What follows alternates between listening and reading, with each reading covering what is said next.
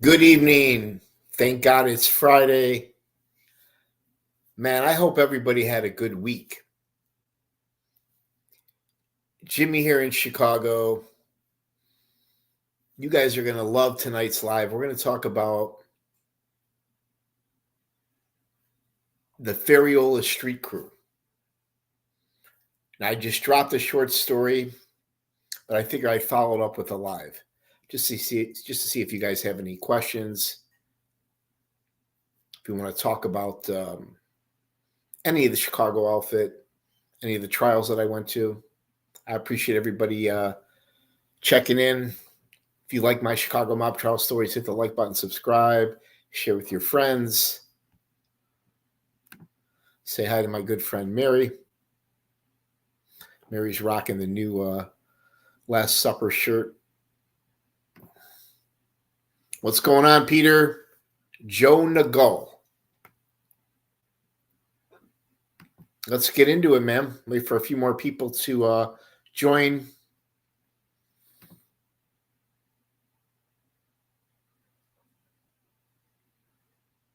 Who's this? Chris Breeder. I don't know what he's talking about here, but if I got to block you, guy, I will. Let's see here. Vancouver. Wow. Big Boy Blue. What's going on, man? I always like to know where everybody's from. I was in Vancouver once. I'll never forget it. First time I went to Seattle for a week. I loved Seattle.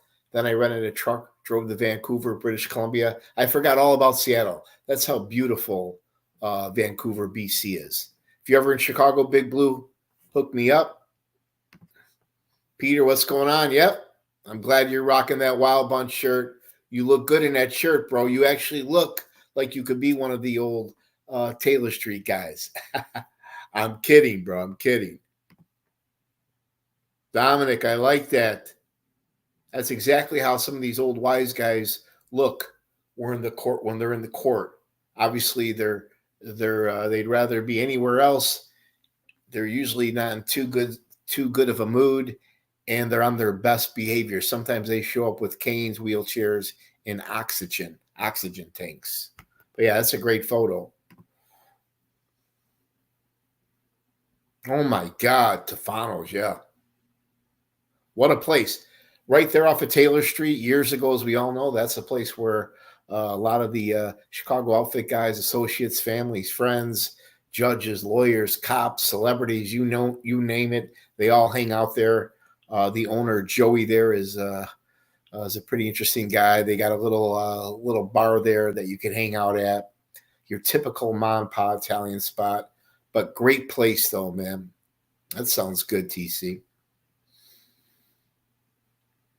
My favorite restaurants are probably Greek Islands in Greektown. I also like La Scarola on Grand Avenue. And I got this little gem called Bruna's.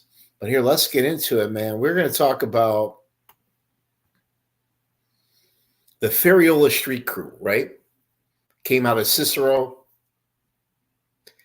These guys made millions of dollars in bookmaking, loan sharking, and a little extortion, right? I'll put this crew up against any crew, including Boston, New York, Philly, Detroit. This was a solid, tight crew led by men like Joe Ferriola, Rocky Infelice, Louis Marino, Sully D, Bobby Cavone, Gabit.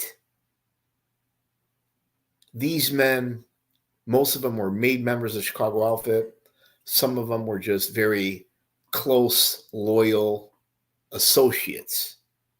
And remember, some of these associates are just as dangerous as any made guy. These men spent years in prison, some of them football numbers, never flipped, never cooperated, never ratted on their crew or any of their friends.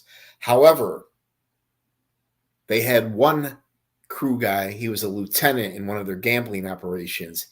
He decided to flip, cooperate, and actually wore a wire and brought down the entire Feriola street crew.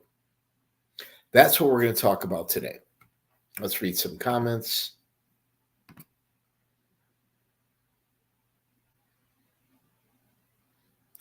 Fiore's, yeah, right there next to Diamato's Bakery. If you guys are ever in the Grand Avenue neighborhood here in Chicago, just west of Grand, Halston, Milwaukee, at that intersection, right, you got Piccolo Sonio, La Scarola, you got Richards, and then west of there, you got Diamato's Bakery and Bari. Bari is a neighborhood family-owned store, as we all know, a grocery store. A lot of people from Bari, Italy, settled in the Grand Avenue neighborhood. But yeah, that's a great spot, man. They got probably, I say, the best sub in the city, hands down.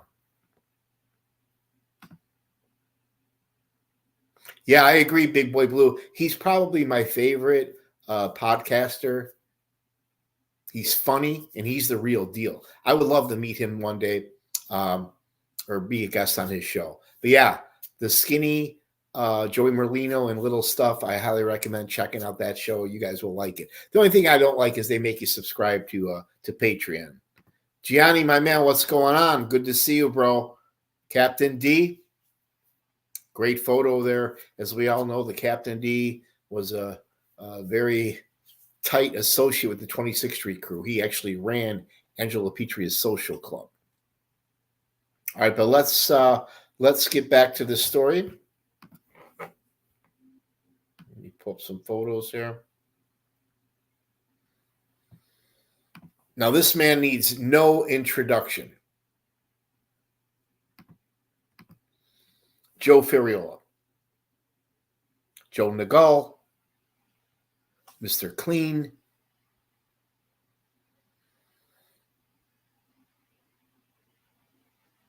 Now, when Joey Aiuppa and Jack Cerrone went to prison during the strawman indictment, it was Joe Nagal, Joe Ferriola, Mr. Clean, that took over the rackets.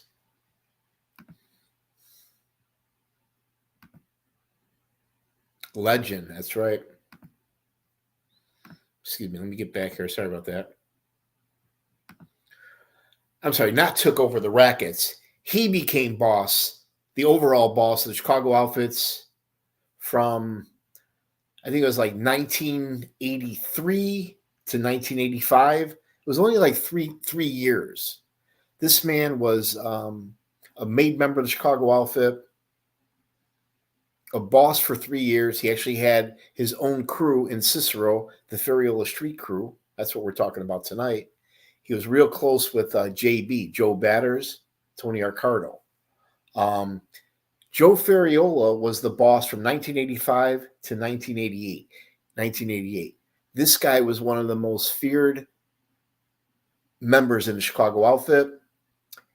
And when his nephew or cousin, Harry Alleman, was released from prison, Joe Ferriola gave him a couple $100,000 to put on the street and get back on his feet. But unfortunately for Mr. Ferriola, his life was cut way too short.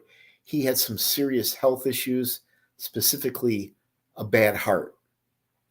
He passed away March 11th, 1989, at the young age of 61 years old. God bless Joe Ferriola, his son Nicky Ferriola, and the Ferriola family.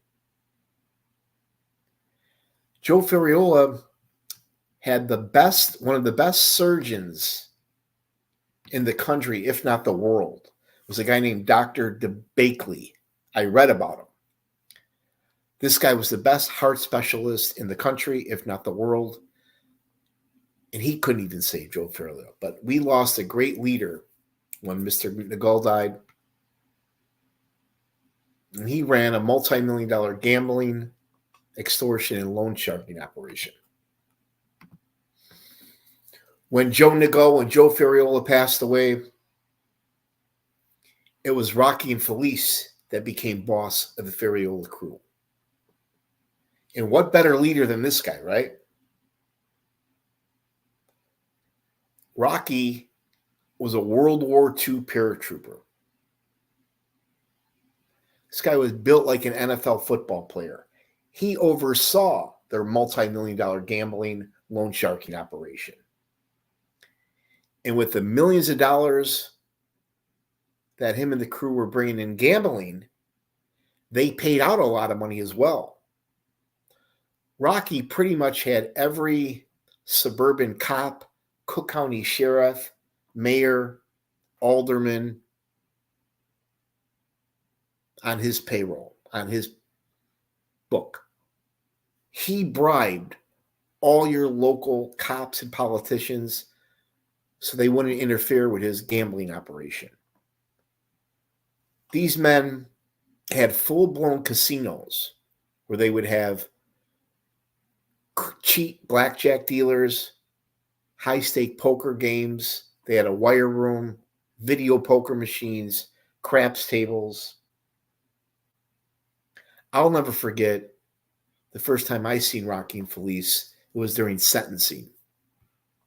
He came out in like a bluish jumpsuit. He was shackled.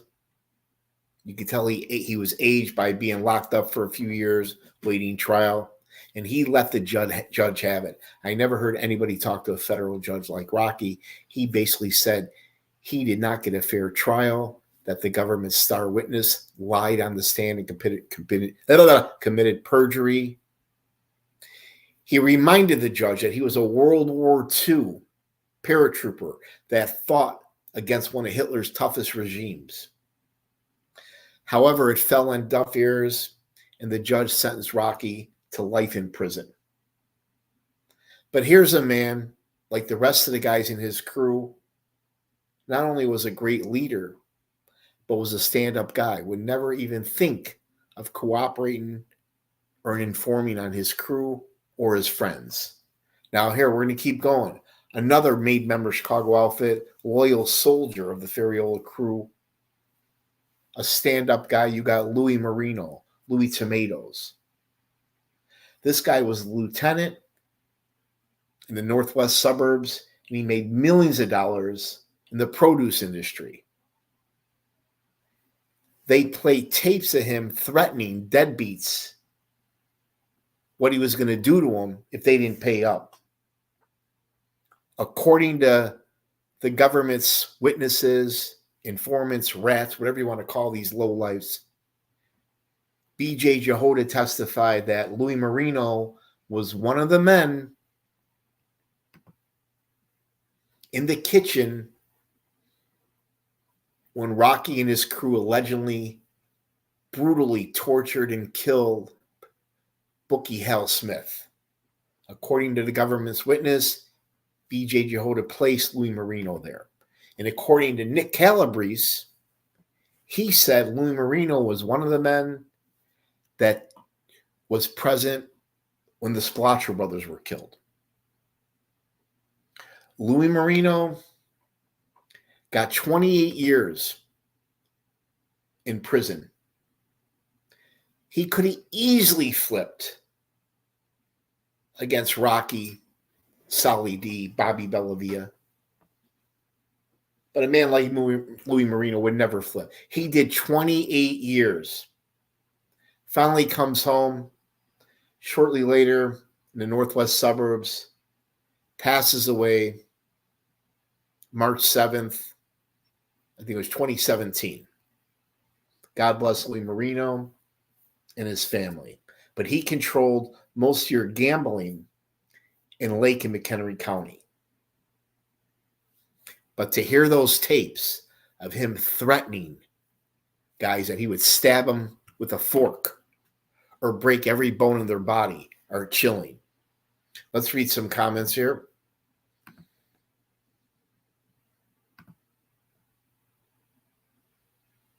Yeah, we're going to get to Sally D, made member Chicago outfit. He's still alive, a stand-up guy. He did 222 months in prison and on basically gambling, just like the skinny Joey Merlino. They locked Joey Merlino up for placing a bet with a bookie. We'll get to him. Mr. Cash, Johnny Cash, how are you? Benny. You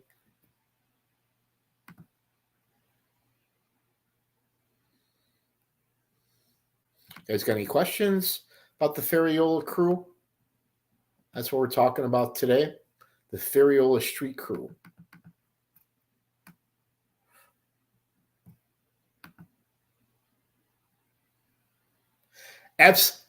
Absolutely. They had structure. The associates kicked up to the captains kicked up to the say some of the lieutenants, or the lieutenants kicked up to the captains. They kicked up to Rocky, and then Rocky kicked up to his superiors. A chain of command. That's a great question, a good idea for a show. I'll do a deeper dive into this, and we'll talk about that. Great idea though, Peter. Good idea to talk about. How did all the crews kick up to the bosses? I believe the soldiers, the associates, the made guys kicked up to their captains, and the captain kicked it up to the old guys. Another legend. All right, let's get back into it. We got a lot to cover here. I got more for you. So we're talking about Louis Marino, right? God bless Louis Marino. He passed away again. 28 years in prison. Another loyal member, made member, and a loyal soldier of the Feriola street crew under Rocky. You got Sally De Laurentiis. He was one of the defendants at the Good Ship Lollipop trial. Stood up, blue trial. He had that infamous lawyer, Bruce Cutler, John Gotti's lawyer, represented him. We all know Bruce Cutler is a little overrated. Unfortunately, though, Sally De Laurentiis was found guilty along with the 10 or 11 other co-defendants. They sent this man, they gave him 222 months in prison for basically gambling. The jury acquitted him on the murder charge. That shows what a weak case the government had. Sally D was finally released from prison, served like 17 years, got out in 2006, and now this man is retired and living the life, la vida, the good life, enjoying his retirement. I was very fortunate and lucky to see Sally De Laurentiis. I seen him twice, back-to-back years, at the Taylor Street Fest. He was there with his family and his friends, just chilling, drinking, having a cigar. He was tanned, and he looked like a movie star, man. Still handsome as ever. But God bless Sally De Laurentiis, another member of the Feriola crew that did football years in prison without ever flipping or cooperating. Now here we got Bobby Salerno, Bobby the boxer, another made member of the Chicago outfit, loyal soldier of the Feriola street crew, right under Rocky and Infelice. Now the first trial, the Good Ship Lollipop trial, all the defendants were found guilty. RICO, racketeering, gambling, loan sharking, extortion, and 2 murders. The crew allegedly murdered 2 bookies. Now, one of the bookies was a guy named Hal Smith. This was the largest bookie in the country. This guy was already paying street tax juice to the Chicago outfit. But when they found out how much he was really making, they wanted another $6,000. He was pulling in, grossing $400,000 a night. Let me say that again. $400,000 a night with their gambling operation. He refused to pay. He disrespected made members like Sally D and others, talking shit. So allegedly, according to the government's informant, they lured him to a house. He was jumped, stabbed up, and brutally killed. According to the government's informant, BJ Jehoda, Bobby Salerno, a made member of Chicago outfit, part of the Feriola crew, he was one of the men dressed in black that BJ testified was in the kitchen and took part in the murder of Hal Smith. However, Bobby Salerno, the jury hung on him during the first trial, the Good Ship Lollipop trial. I didn't go to the Good Ship Lollipop trial, but I followed it on TV and followed it in the newspapers. I did go to the sentencing, though, like I said, of Rocky. But I did go. So Bobby Salerno was ecstatic that the jury hung on him. He was shocked. You could see it on his face in the courtroom. Because again, in the Dirksen Federal Building, there's very few people that are walking out of there not guilty. But the jury hung on Bobby Salerno. He was so proud that his son, Alex, was representing him. But fast forward a couple months later, federal government, when they got you in their crosshairs, you're done. They charged him. They retried him for the murder of Hal Smith. That's the trial I went to. His son, Alex, represented him. And I'll never forget, I actually was so disgusted listening to B.J. Jehoda's testimony that during a break one time, I did something I never do. I actually said something out loud like, what a loser, what a scumbag. How could anybody even associate with a guy like B.J. Jehoda? And to my surprise, Bobby Salerno, he started talking to me. He basically, I'll never forget his voice.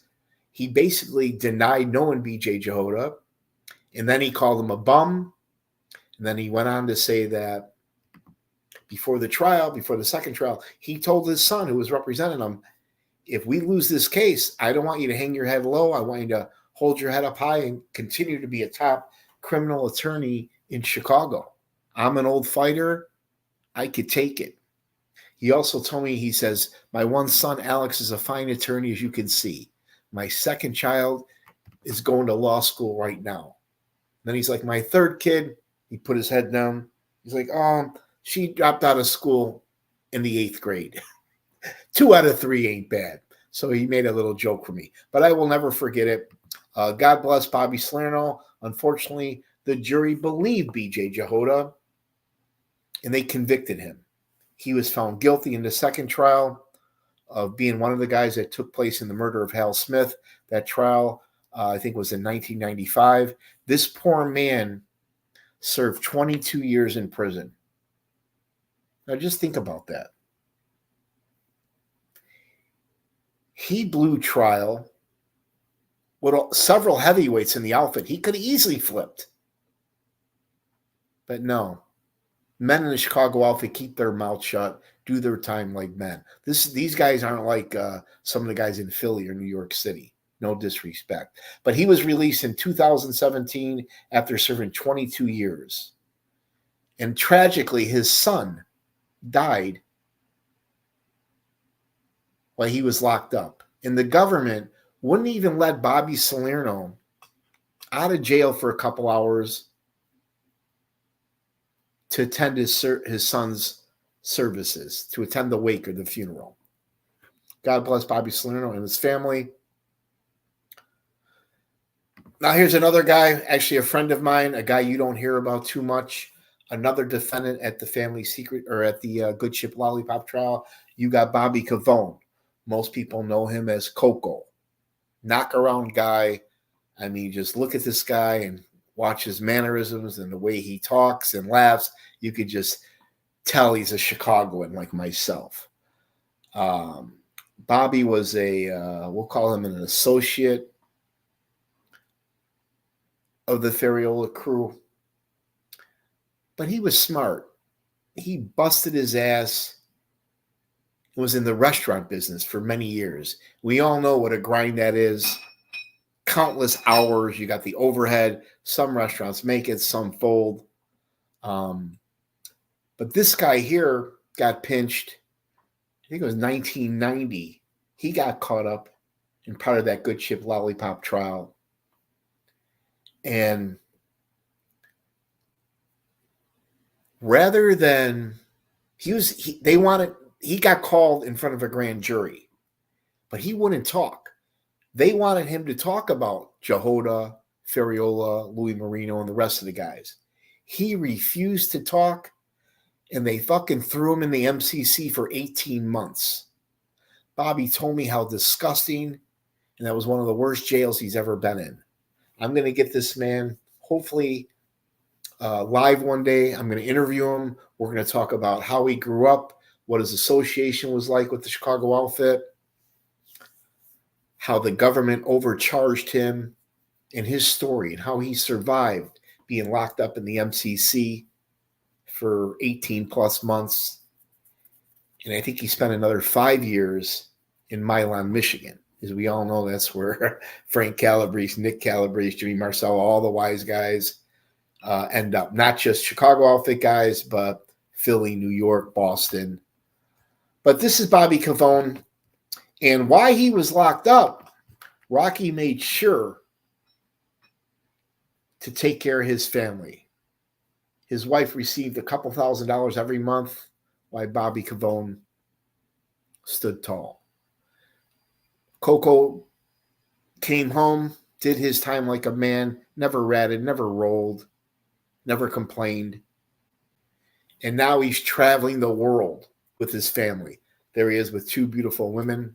But God bless Bobby Cavone, and hopefully I can get him to come on live one day. But again, here's a man, did over 5 years in prison. He would not talk. Another member, loyal member, made member of the Feriola crew, you had Gabit, Bobby Bellavia. This guy was kind of like a 50-50 agent, right? And BJ Jehoda, the government's star witness, actually wore a wire on Gabit and other members of the crew, trying to get these guys to talk about 1 or 2 or both of the murders. But the Feriola crew had great leadership. Men like Joe Ferriola, Rocky Infelice. These men knew not to fall for that trap, and they never got them talking about the murders. But Gabit ended up getting convicted on a murder conspiracy and racketeering. This poor man did 25 years in prison. Now think about that. 25 years he did. Again, he could have easily cooperated and flipped. He finally was released in 2006. This man is alive and well today. His outfit days are long behind him. I actually seen him once at the Taylor Street Fest a couple of years ago. I didn't even recognize him. It took me about a half hour, and then I realized who it was. Everybody was going up to him, giving him respect. And I just recently seen his son at the little lemonade stand on Taylor Street. But God bless Gabit, Bobby Bellavia. Hopefully he's enjoying his retirement and behaving himself. But this is a great photo here. As I said, I think there was a total of 11, maybe 12 defendants, major RICO case. You got Rocky Infelice there in the white shirt. I mean, look how big Rocky is. Next to him, you got Harry Allman. Harry Allman was a defendant as well. Then you got a nice, thin, handsome Sally De Laurentiis, another defendant, the Good Ship Lollipop trial, and then Gabit. But all 4 of these guys locked up together. You won't meet more stand-up men than this. But why these guys were locked up, Rocky and Felice made sure their families were taken care of. Every month, usually the wives received anywhere from $2,000 to $5,000. Unlike the 26th Street crew, where Nick Calabrese was complaining to Jimmy Marcello and brother Jimmy how he was doing all this work and his brother wasn't paying him or paying him peanuts. Then at the Sarno trial, you had World War II Navy veteran. This guy was in his 80s, Samuel Volpendenzo. He was on trial with Large. He was on tape complaining that Large's crew wasn't paying him for all the work he did, and he wished he would have went with the Northside crew. But imagine being in the courtroom, seeing all these mob guys surrounded by their lawyers, family and friends in the gallows, and then you can hear clearly on the tapes one mob guy talking shit about another mob guy, yet they're in the same courtroom. Or just imagine Junior testifying against his father or Nick testifying against his brother Frank when they're literally 10, 15 feet away. Nothing like that, man. But you got to love this photo here, right? 4 of the heavyweights, all made men. Rocky and Felice ended up dying in prison. Harry Allman died in prison. Sally D was released. Bobby Gabit is home as well. These 2 men on the right, are alive and well today. Now let's got some bad news for you. I hate to even keep his photo up. We're going to talk about this guy, Blowjob BJ Jehoda, an associate of the Feriola crew. He was actually a lieutenant in their gambling operation. This scumbag here owed several outfit guys hundreds of thousands of dollars in gambling debts. He had a racketeering case and a tax invasion case looming over his head. I think he owed, I forget the dollar amount, hundreds of thousands of dollars to the government. He was looking at anywhere from 12 to 19 years in jail. If he would have took a plea, say he got 12 years with good behavior, probably would have got out 8. He'd still be a wealthy man today. But what does he do? He decides to flip and cooperate against Rocky Infelice, Sally D, Cavone, Gabit, and the others. I think there was 11 of them. And not only did he rat on them, but he actually wore a wire. He tried to get these guys on tape talking about 2 of the murders. Now, the vast majority of the Good Ship Lollipop indictment was all about gambling, loan sharking, maybe a little extortion. But it was the 2 murders that really sunk these guys. One of them was a guy named Robert Bobby Plummer, and the other was Hal Smith. As I mentioned, Hal Smith was the largest book in the country, bringing in millions of dollars for the Chicago outfit. $400,000 a night they would gross. But this crew, this was BJ Jehoda. He decided to flip and cooperate. I seen him testify against Bobby Salerno. I did not find him credible. I was actually appalled listening to him on the stand. But it was his testimony that brought down the entire crew. One bad apple, that's all it takes. Let's read some comments.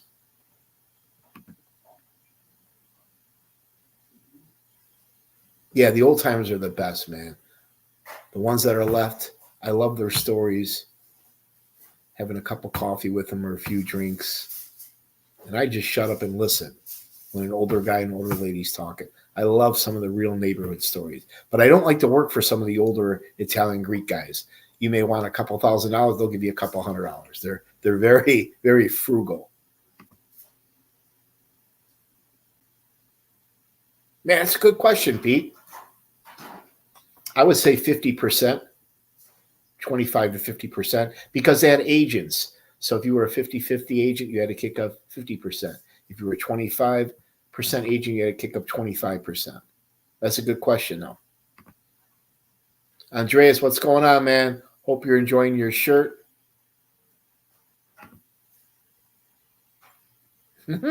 Absolutely.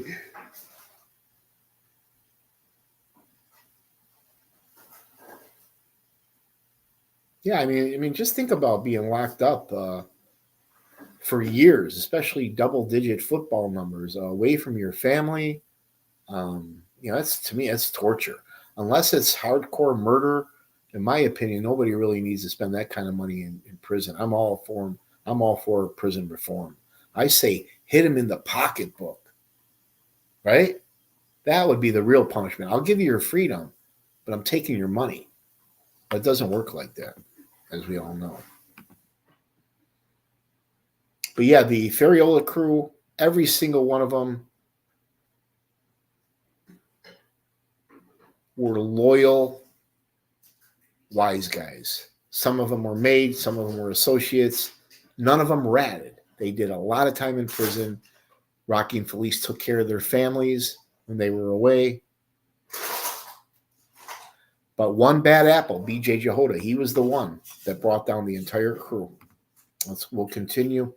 Let me know if you guys got any comments or questions. Now, back, I think, 1989, 1990, you had the Good Ship Lollipop trial. This was 11 defendants. Half of them were made members of the Chicago outfit, part of the Feriola crew, and the others were probably associates. This is a RICO racketeering case. In any RICO case with the 2 letters organized crime OC, you pretty much have no chance. You're almost better off taking a plea. Racketeering, extortion, gambling, and 2 murders.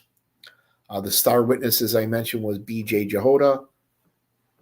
He flipped, cooperated, testified, actually wore a wire. But what upsets me about this lowlife, he actually lured two of his friends, Plummer, to his death. And then after that, he lured his real good friend, Hal Smith, to his death. They trusted him. And he said he was traumatized by the two murders, especially Plummer's. He said he has nightmares. He testified he still has nightmares, and he remembers hearing the gurgling noises, the dying gurgling noises Plummer made when he was dying. That was powerful when BJ testified to that. He also lured his good friend Hal Smith. They met at a bar, restaurant not too far from his home in Long Grove. It's a pretty wealthy suburb.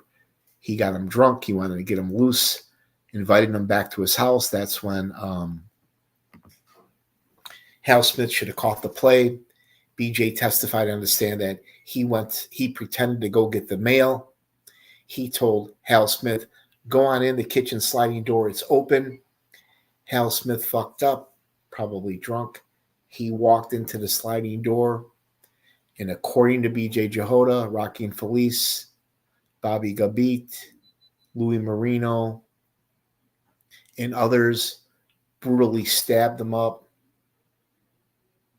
and killed him. Rocky Infelice told him the next person that comes in the door is going to get the same thing.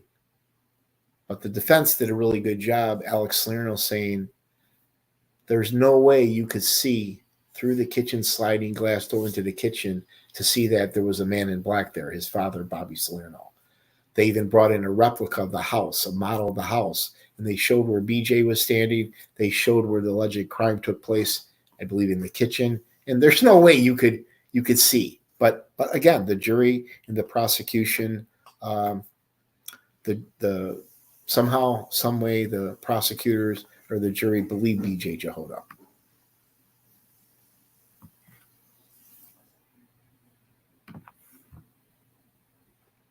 But this was a major blow to the Chicago outfit. First, you had Strawman, right?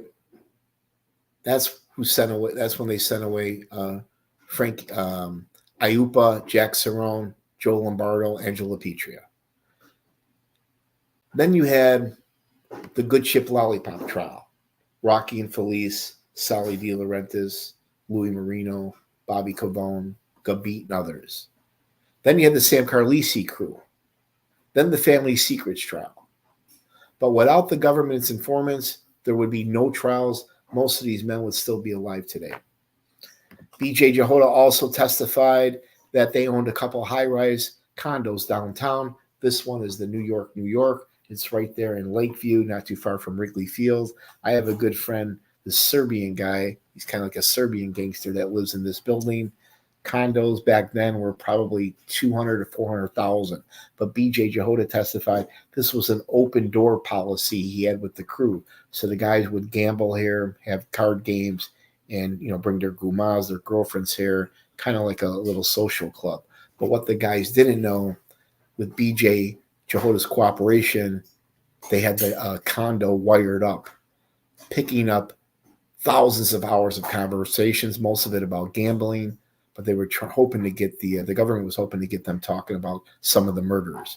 But this crew was too smart to talk about murders, unlike old man Frank Calabrese. But this is the New York, 3660 North Lakeshore Drive. Now here's a top criminal defense attorney, Patrick Tuitt. He was one of the criminal defense attorneys at the Good Ship Lollipop trial. And as sharp and as charismatic as these defense attorneys are, I hardly ever see him win a case. Another top defense attorney, this guy is a real character, kind of like a Bruce Cutler, but a lot sharper. You got Alan Ackerman. He represented men like Sam Carlisi, men like Rocky Infelice. Sally De Laurentiis had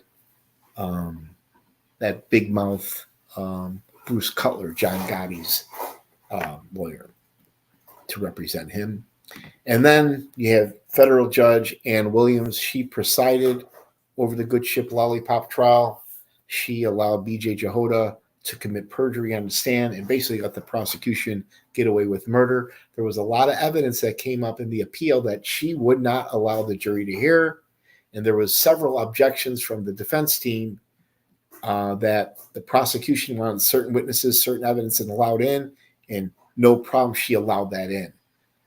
So I agree with Rocky Infelice and Sally D. They did not get a fair trial. But Judge Ann Williams, she actually slammed all the defendants, gave them football numbers, and gave them the maximum. I'll never forget first time I seen her. It was during the Rocky Infelice sentencing. Rocky Infelice came in shackled, and he told her, I'm a World War II paratrooper. I fought against one of Hitler's toughest regimes. I don't believe we got a fair trial. He raised his voice. He started to lose his temper. It fell on deaf ears. It meant absolutely nothing to her that he was a World War II veteran. And then a couple of years later, I actually went to her Christmas party. One of the old court buffs invited me. So here I am at a Christmas party surrounded by federal judges, defense lawyers, prosecutors, and reporters. But I'll never forget seeing her give Rocky Infelice a life sentence for the racketeering, the gambling, the loan sharking, but mostly the 2 murders. As I mentioned, all these men did years in prison, never flipped, never cooperated. Without B.J. Jehoda's testimony, most of them would be alive today. Let's read a couple more comments. Proper they are. What's up, Steve? Yeah, he was one of the best reporters ever. He was such a good reporter. A lot of the outfit guys like Joe Lombardo, they actually liked him. They enjoyed bullshit and making small talk with him. But probably the best, knowledgeable, what a man, John Bulldog Drummond. Chuck Gowdy couldn't even fill his shoes. I'll never forget when Joe Lombardo told Chuck Gowdy during a break one time, you got the wrong men on trial. Chuck Gowdy said, excuse me. He's like, yeah, George Bush and Dick Cheney should be on trial. But let's do a quick recap really quick here. If you guys got any questions about Joe Ferriola, Rocky Infelice, and the crew, let me know. But here you go, Ferriola, right? Boss of all bosses. He had his own crew in Cicero. But his life was cut too short. He was only a boss of the outfit for 3 years, and he died in his early 60s. He had a bad heart. Then Rocky Infelice took over. Hey, let me get rid of the comment.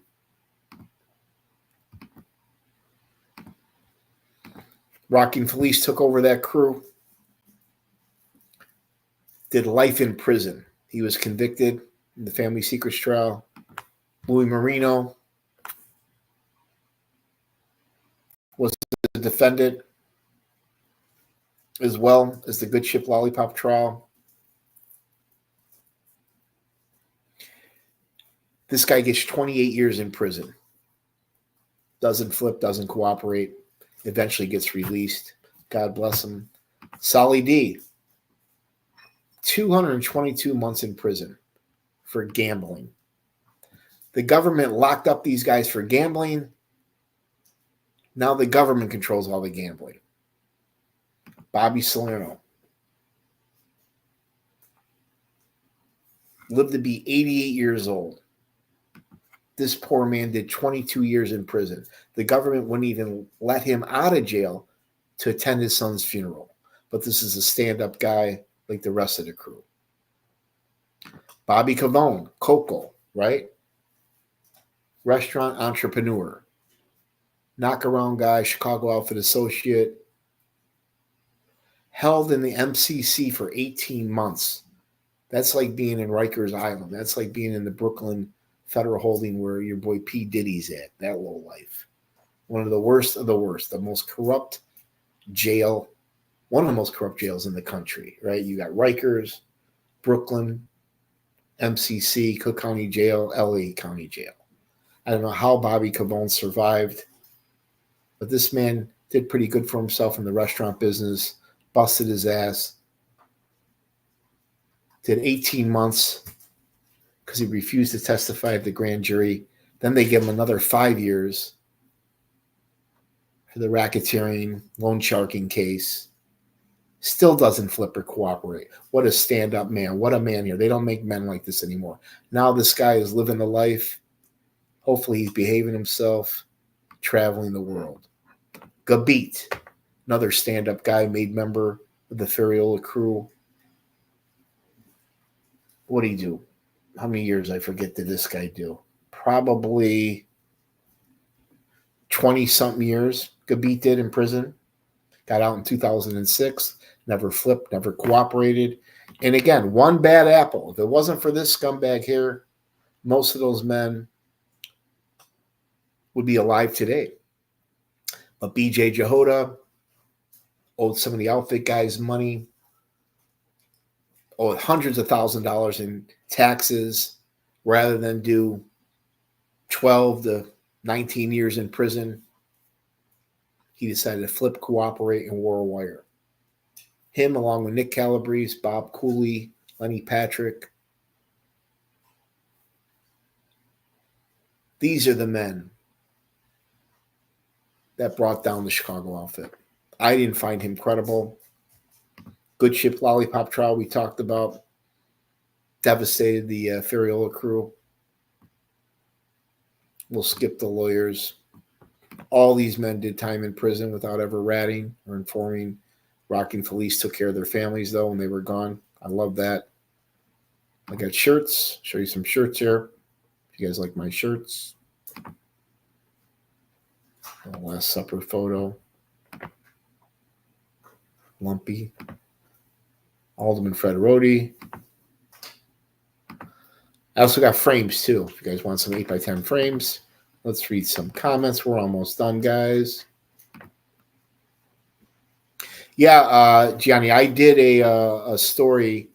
It was actually a testimony from the Family Secret trial. Nick Calabrese testified about a making ceremony. So if you want to check that out, it was just like in the movies, man. They were called into a room one by one. Joey Aiuppa and Al Tornabini, two older statesmen, conducted the ceremony. Nick Calabrese testified that Aiuppa pricked his finger with a knife. They burnt a holy card in his hand, and there was a gun on the table. And then Nick Calabrese had to repeat the oath. So, yeah, check that out. They did a real making ceremony. Some of the other making ceremonies were held at other places at different times with different people, but very similar. But it was very interesting to hear Nick Calabrese talk about the induction ceremony. Frank Calabrese said he felt a little nervous with that holy card burning in his hand. Darren Cassidy, man, thanks for. If you guys want the transcripts from Nick Calabrese, let me know. I also got my hands on the Lenny Patrick transcripts. Lenny Patrick was a Jewish gangster that testified against Gus Alex. That'll probably be my next show. We're going to take a deep dive into Lenny Patrick's testimony. He's the worst man I've ever met in my life. I'd rather go out and drink and smoke cigarettes with Osama bin Laden, O.J. Simpson, and Saddam Hussein than guys like B.J. Jehoda or Lenny Patrick. Yeah, greed, man. It's all about money. Legalize weed, too. Our government, though, they should pay for every kid to go to university. Everybody should have health care. What are they doing with all this money, right? In Chicago, we got some of the worst roads, some of the worst streets in the country. Yeah, check it out. If not, Gianni, I'll send you the link. But yeah, Nick Calabrese goes into great detail about the making ceremony. In fact, in the Last Supper photo, the government alleged that this was the making ceremony of Joey Lombardo, but Joey denied it. But that's it, guys. We've been just about 49 minutes. I appreciate it. If you like my Chicago mob trial stories, please hit the like button, subscribe, share with your friends. Let's see what Gio hears. Yeah, absolutely, man. You know, it's one thing to to give the government tidbits, maybe like a Jimmy I or a little no-nos might have done, just to, keep them at arm's length. But to actually wear a wire and entrap somebody knowing that that's going to send them to prison. And that's another thing guys like BJ Jehoda and Nick Calabrese don't realize is you're not just destroying the defendant's life, but their families are destroyed. Jimmy Marcello's family, devastated all the years he's been locked up. Mike Sarno's family, Nick Gio's family. It's the family that suffers, but these government snitches, they have no empathy. They don't even think about it. They could care less. They're just looking for a break. Guys like Sammy Gravano commits 19 murders and he gets out of jail? I mean, come on. Yeah, that's true. I had an outfit guy. I'd rather not say his name. He told me that. And he's okay with that. But you're right, man. Like Judge Zagel told Joe Lombardo, you do the crime, you do the time, you must be punished. I get it, but let's try to convict these guys without some of the government informants. Then let's see how strong some of these cases are.